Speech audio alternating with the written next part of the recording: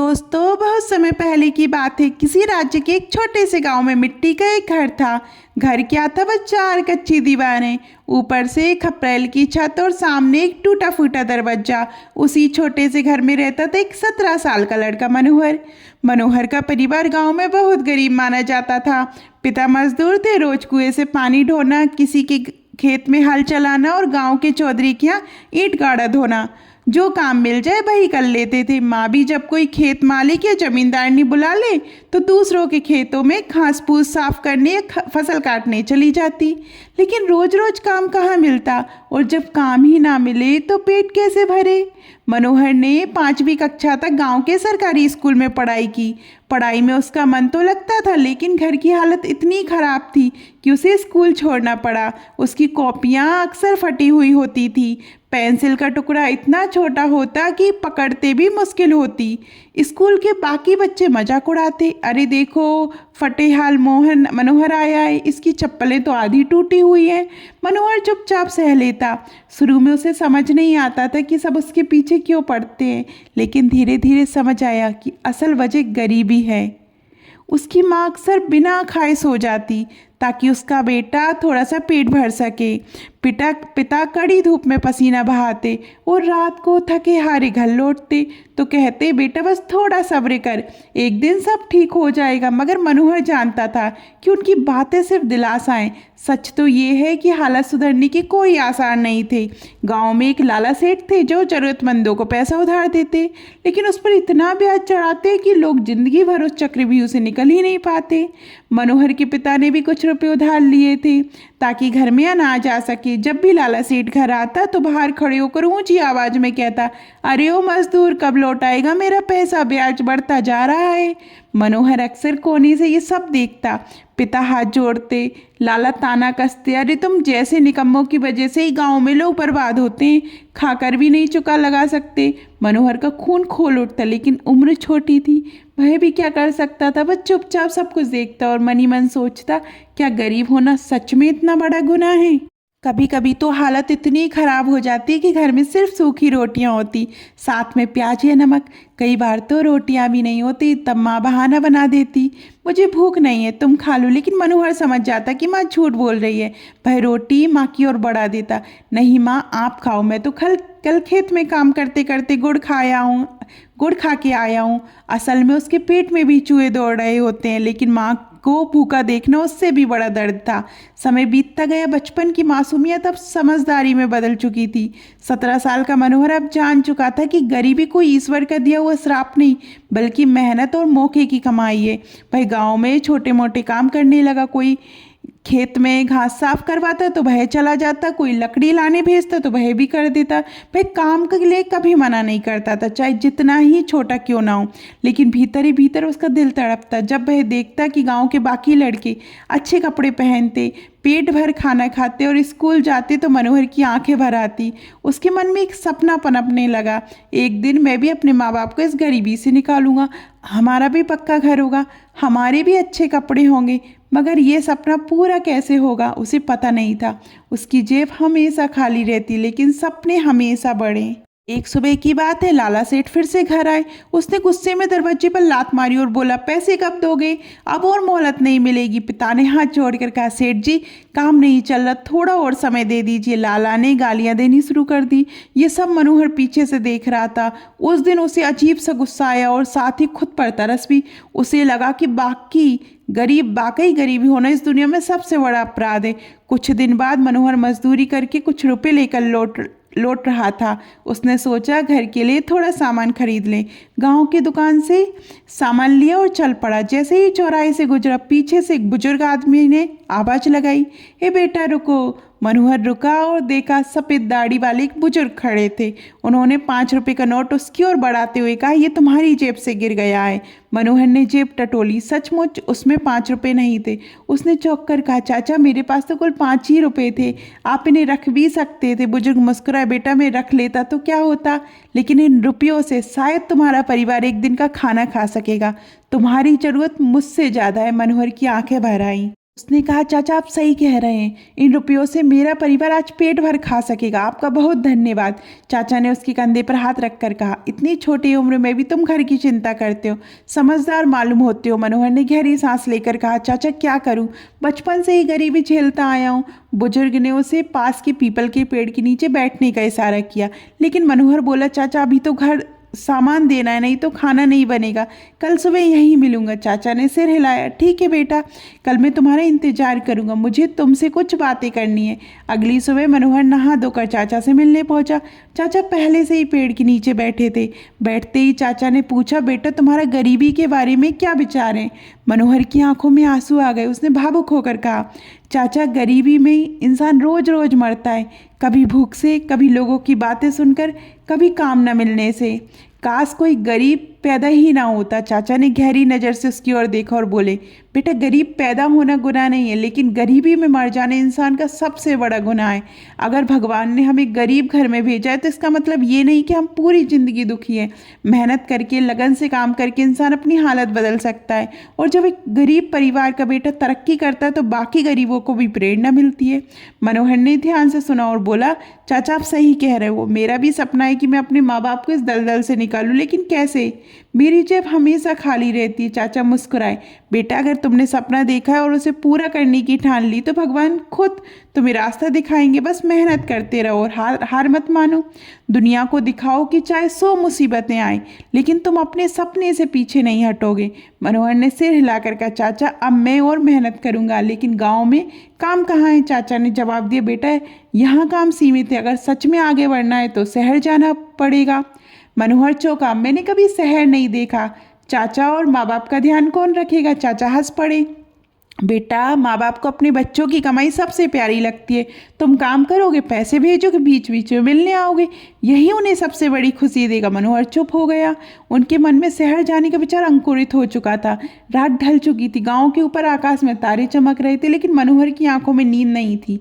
चारपाई पर लेटा भाई आसमान की ओर देख रहा था। चाचा की बातें उसके कानों में गूंज रही थी, गरीबी में पैदा होना गुनाह नहीं, गरीबी में मरना गुनाह है। उसके भीतर आग जल चुकी थी। उसने ठान लिया कि अब वह सिर्फ दिन गुजारने के लिए काम नहीं करेगा, बल्कि अपने जीवन को बदलने के लिए लड़ेगा।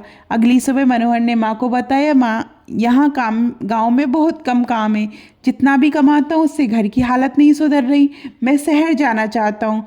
बेटा शहर बहुत बड़ा होता है, वहाँ कोई जान पहचान भी नहीं, तू अकेले कैसे रहेगा। मनोहर ने दृढ़ स्वर में कहा, माँ यही तो इम्तिहान है, अगर मैं डर कर यहीं रह गया तो कभी कुछ नहीं बदल पाएगा, आप आशीर्वाद दीजिए। माँ की आंखें भर आई। उसने मनोहर के सिर पर हाथ फेरते हुए कहा, जाओ बेटा, मेरी दुआएं हमेशा तेरे साथ है, तू ही हमारी आखिरी उम्मीद है। पिता भी चुपचाप पास बैठे सुन रहे थे। वे जानते थे कि बेटा सच कह रहा है। उन्होंने गहरी सांस लेकर कहा, जा बेटा, मेहनत से डर मत, बस ईमानदारी से काम करना, भगवान तेरा साथ देगा। कुछ दिनों तक मनोहर ने गांव में छोटी मोटी मजदूरी की ताकि थोड़ा पैसा इकट्ठा कर सके। जब उसके पास किराया और 2-3 दिन खाने लायक पैसे हो गए तो उसने एक झोला उठाया जिसमें 2 जोड़ी पुराने कपड़े रखे और निकल पड़ा गांव से बाहर बने छोटे से बस स्टॉप की ओर। बस स्टॉप पर पत्थर की एक टूटी बेंच थी, चारों ओर धूल उड़ रही थी। मनोहर बैठा इंतजार करता रहा। उसका दिल जोर जोर से धड़क रहा था। आखिरकार एक पुरानी सी बस आई। उसमें गांव के कुछ लोग बैठे थे जो शहर जा रहे थे। मनोहर बस में चढ़ गया। बस धीरे धीरे गांव से निकलकर पक्की सड़क पर आई। खिड़की से बाहर देखती हुई उसने अपने मिट्टी के घर, खेत और पेड़ पौधों को आखिरी बार देखा। उसकी आंखें भीग गई, लेकिन दिल में उम्मीद की किरण भी जग रही थी। शाम होने को थी जब बस शहर पहुंची।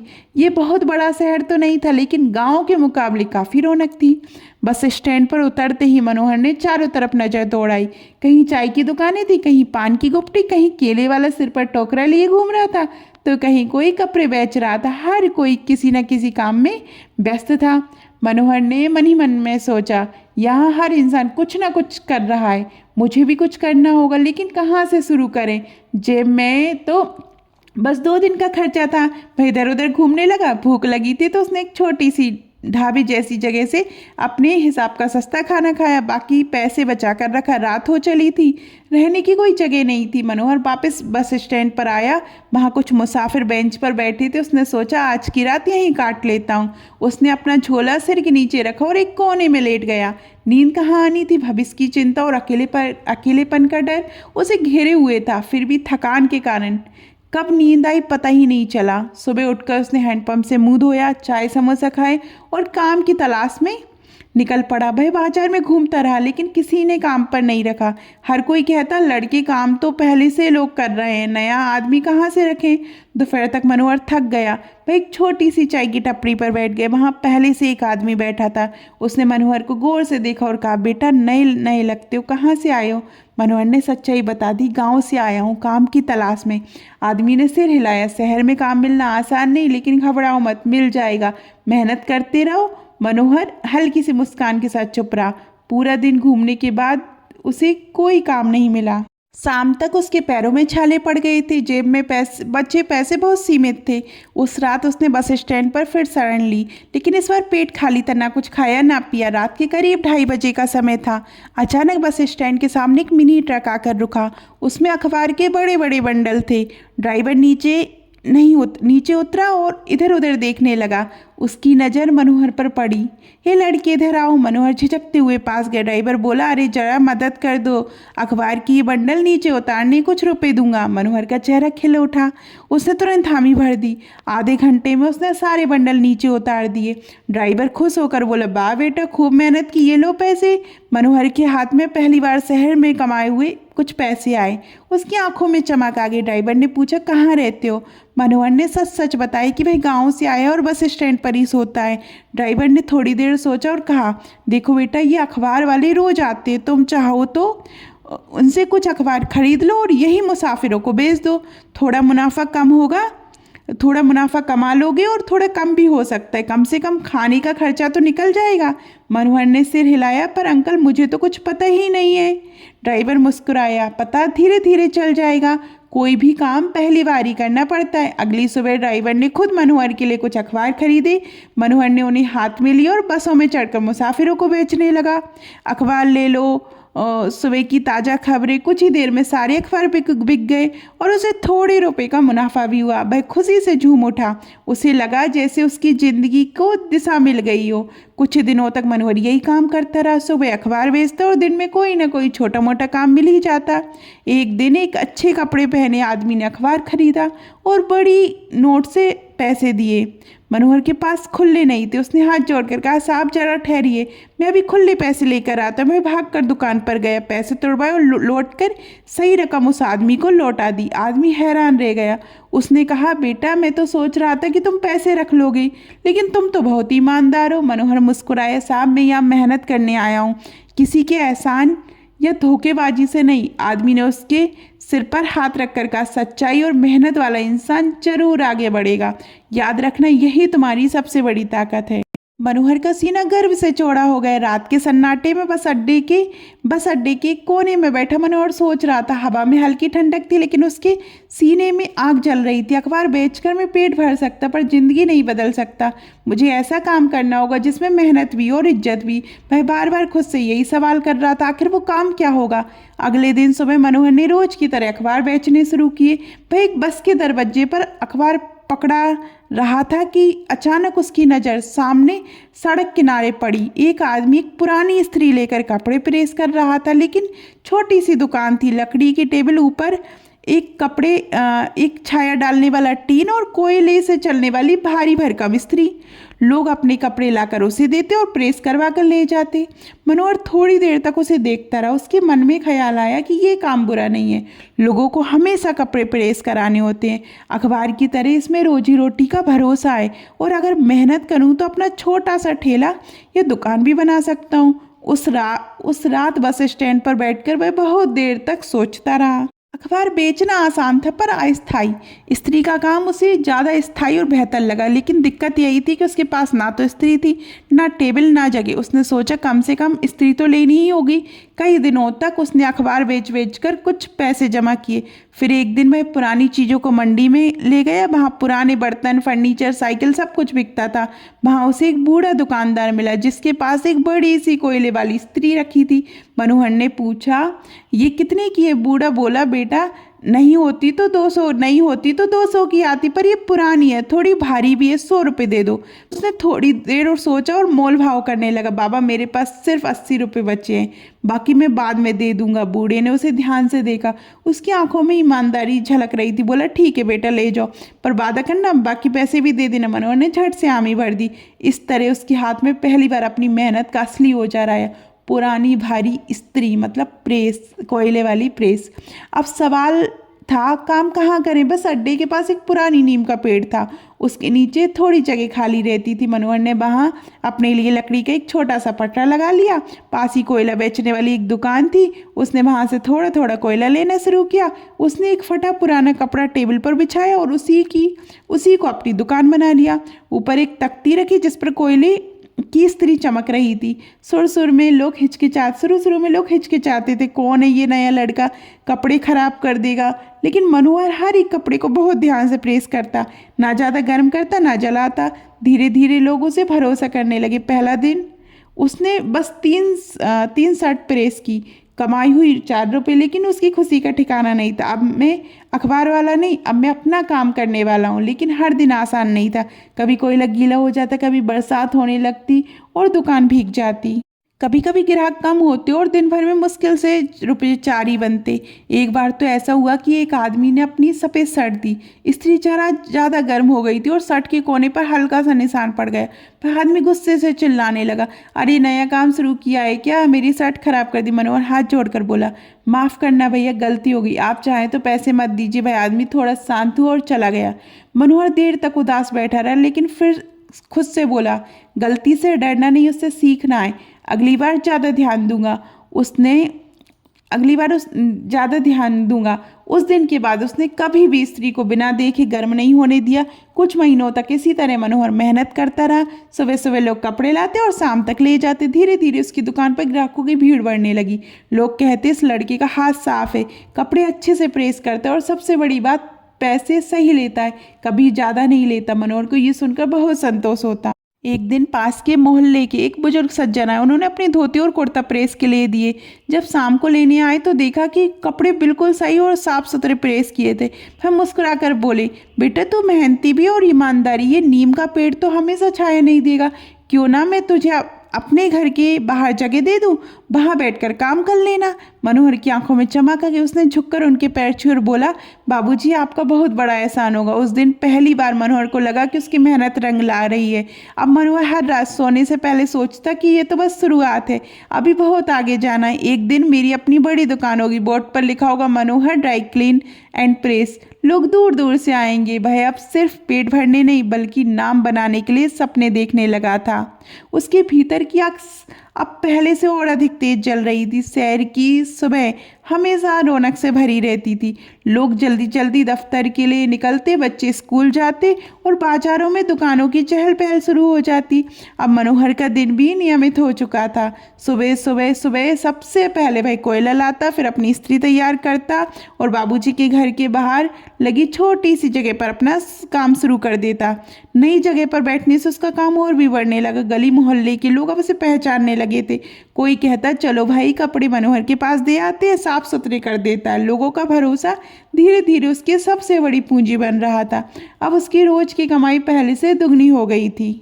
जहाँ पहले मुश्किल से खाने भर का पैसा निकलता था, वहीं अब वह थोड़ा थोड़ा बचाने भी लगा। वह हर शाम अपनी कमाई गिनता और उसमें से कुछ पैसे अलग निकाल कर पुराने लोहे के डिब्बे में रख देता। खुद से कहता, यही मेरी असली ताकत है, यही मेरी आने वाली दुकान की नींव बनेगी। काम धीरे धीरे इतना बढ़ गया कि अकेला करना मुश्किल होने लगा। ग्राहक कभी शिकायत कर देते, भाई कल तक देने को कहा था, अभी तक प्रेस नहीं हुआ। मनोहर समझ गया कि अब उसे किसी की मदद की ज़रूरत है। एक दिन बस अड्डे के पास एक छोटा सा लड़का मिला। नाम था रतन। गरीब परिवार से था पर मेहनती। मनोहर ने उसे बुलाया और कहा, रतन मेरे साथ काम करेगा? थोड़े पैसे मिलेंगे, साथ में खाना भी। रतन की आंखें चमक उठी, उसने झट से हामी भर दी। अब मनोहर और रतन मिलकर काम करने लगे। अब उसकी दुकान पर भीड़ और बढ़ गई। लोग कहते, कुछ ग्राहक तो अपने कपड़े हफ्तों तक वहीं छोड़ जाते और कहते, भाई आराम से कर लेना, हमें चिंता नहीं है। ये भरोसा मनोहर के लिए सबसे बड़ा सम्मान था। एक दिन मोहल्ले का एक धोबी आया। उसने कहा, भाई मेरे पास कपड़े धोने का काम बहुत है, पर प्रेस करने का समय नहीं। क्या तू मेरे कपड़े प्रेस कर देगा? अब धोबी रोज ढेर सारे कपड़े उसके पास छोड़ जाता और शाम को ले जाता। इससे उसका काम और बढ़ा और कमाई भी। लगातार 2 साल तक उसने खूब मेहनत की और पैसे बचाए। इतने की भाई सिर्फ टेबल पर काम करने तक सीमित नहीं रहना चाहता था। उसका सपना था कि अपनी दुकान हो, नाम हो, बोर्ड हो। उसने रतन से कहा, अब समय आ गया है, हम अपनी दुकान खोलेंगे। बाबूजी ने भी उसकी हिम्मत बढ़ाई। उन्होंने अपने एक जानकार से बात कराई और बाजार की एक गली में छोटी सी किराए पर एक कमरा दिलवाया। वहीं मनोहर ने अपनी पहली असली दुकान खोली। उसने बाहर एक बोर्ड लगवाया, मनोहर प्रेस एंड बॉस। बोर्ड देखने भर से उसका सीना गर्व से भर गया। उस रात उसने पहली बार चैन की नींद सोई। अब उसकी दुकान पर सिर्फ प्रेस ही नहीं, बल्कि धोबी के कपड़े भी आने लगे। धीरे धीरे उसने खुद भी कपड़े धोने और सुखाने का काम शुरू कर दिया। ग्राहक अब कहते, मनोहर के यहाँ कपड़े साफ भी होते हैं और प्रेस भी अच्छे से। रतन अब उसका दायां हाथ बन चुका था। दोनों सुबह से रात तक जुटे रहते, लेकिन रास्ता आसान नहीं था। एक बार अचानक दुकान के बाहर नगर पालिका वाले आ गए। उन्होंने कहा, ये जगह लाइसेंस के बिना दुकान नहीं चल सकती। मनोहर डर गया, पर उसने हिम्मत नहीं हारी। वह अगले ही दिन नगर पालिका गया, फॉर्म भरा, आधिकारिक लाइसेंस ले लिया। भाई खुद से बोला, ईमानदारी से काम कर रहा हूँ तो डरने की जरूरत नहीं है। एक दिन पास के एक होटल का मालिक आया। उसने कहा, भाई हमारे होटल में रोज बहुत कपड़े धुलते हैं, चादरें, पर्दे, यूनिफॉर्म, क्या तू ये सब संभाल पाएगा? मनोहर का दिल धड़कने लगा। इतना बड़ा काम पहले उसने कभी नहीं किया था, पर उसने आत्मविश्वास से कहा, जी हाँ मैं कर लूँगा। उस दिन से होटल का सारा काम मनोहर के पास आने लगा। अब उसकी दुकान हमेशा कपड़ों से भरी रहती। सुबह होते ही दुकान पर काम शुरू हो जाता और रात होने तक मशीनों की आवाज़ और स्त्री की भाप उठती रहती। धीरे धीरे मनोहर का नाम पूरे मोहल्ले और फिर पूरे शहर में फैल गया। लोग कहते, अगर कपड़े सच में बेहतरीन, साफ और प्रेस कराने हो तो मनोहर के पास ही जाना।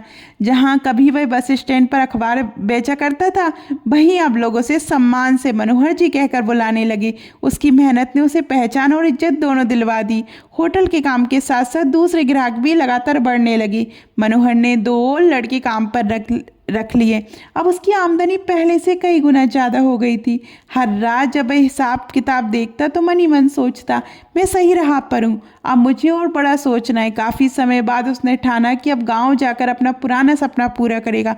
वह चाहता था कि वहाँ एक पक्का मकान बने, ताकि माँ बाप चैन से रह सके और गांव में सबके सामने सिर ऊंचा करके जी सके। जब वह गांव पहुंचा तो लोग हैरान रह गए, अरे ये तो मनोहर है, अब तो बड़ा आदमी बन गया। मनोहर ने गाँव में ज़मीन खरीदी और एक छोटा सा मगर सुंदर घर बनवाया। मकान की दीवारें खड़ी होती देख माँ बाप की आंखों से खुशी के आंसू बह निकले। गांव में एक और बोझ था, पिता पर चढ़ा हुआ कर्ज। मनोहर ने शहर में कमाई हुई अपनी मेहनत की कमाई से पूरा कर्ज चुका दिया। जिस खेत और जमीन पर कभी गिरवी का धब्बा था, अब वहाँ मनोहर की जीत की कहानी लिखी जा चुकी थी। गांव वाले कहते, बेटा होकर सच्चा फर्ज निभाया इसने। 1 साल और गुजर गया। दिन रात मेहनत करने और ईमानदारी से काम करने के बाद आखिरकार उसने शहर की किराए वाली दुकान भी खरीद ली। अब वह जगह उसकी अपनी थी। उसने दुकान की मरम्मत करवाई और नया बोर्ड लगवाया, मनोहर ड्राई क्लीन एंड प्रेस भरोसे का नाम। अब वह सिर्फ प्रेस करने वाला लड़का नहीं, बल्कि शहर का जाना माना ड्राई क्लीनर बन चुका था।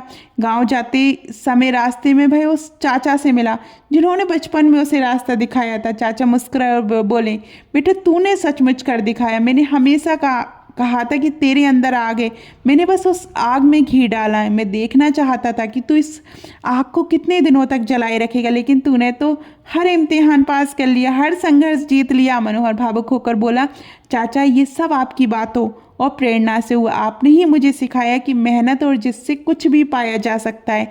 चाचा ने उसके सिर पर हाथ रखकर कहा, परमात्मा ने तुझसे इम्तिहान लिए और तूने सब में सफलता पाई। आज तूने साबित कर दिया कि जिद और ईमानदारी से सपना सच होता है। मनोहर के पास शहर में अपनी एक दुकान थी।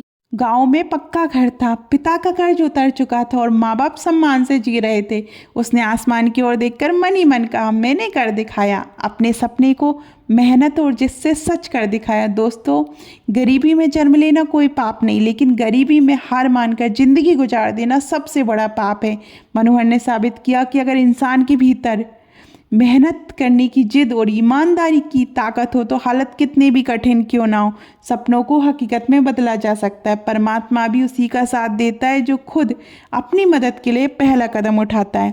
दोस्तों, मनोहर की तरह याद रखो, गरीबी में जन्म लेना हमारी मजबूरी हो सकती है, लेकिन गरीबी में मरना हमारी हार होगी। अगर आपको ये कहानी दिल छू गई हो और थोड़ी सी भी प्रेरणा मिली हो तो वीडियो को लाइक करें और चैनल को सब्सक्राइब करें। धन्यवाद।